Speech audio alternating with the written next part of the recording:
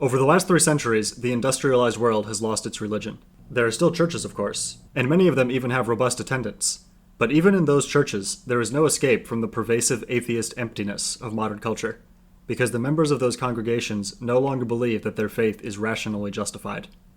Either they explicitly reject reason, like the evangelicals, or they continue to go to Mass, but they do not embrace their religion with their whole self, because they have compartmentalized their religion in one part of their minds, and their rational analytical faculties in another part of their minds, applied to the tasks of living outside of church.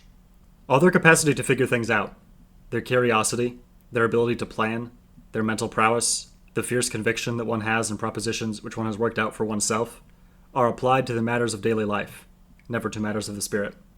They are willing to entertain the very strong empirical claims of Christianity because they think that atheism is false, not because they think Christianity is true. I am not saying that those Christians are insincere. They certainly are not closet-atheists. They believe that atheism is not true because they sense the problems with atheism which I identified at the start of this essay. They have a sense that the material world is not everything, and that some kind of God exists, and they think they are satisfactorily addressing those intuitions by adhering to the religion of their ancestors, going to church every Sunday, and affirming Christianity in front of their children. The humility to admit that you do not know everything is certainly not hypocrisy. But religious practice without rational content is not good enough.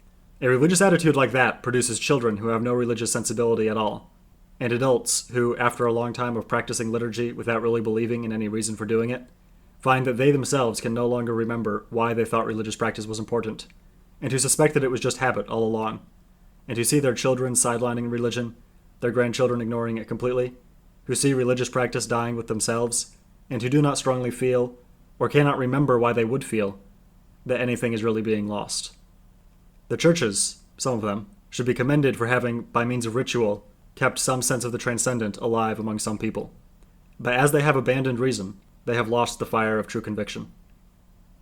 The task of the theist is to know God through pure reason, and to build up the bodies of theology and ritual, which, together with rationalist religious beliefs, are necessary to fill the spiritual void which has been left by the decline of Christianity.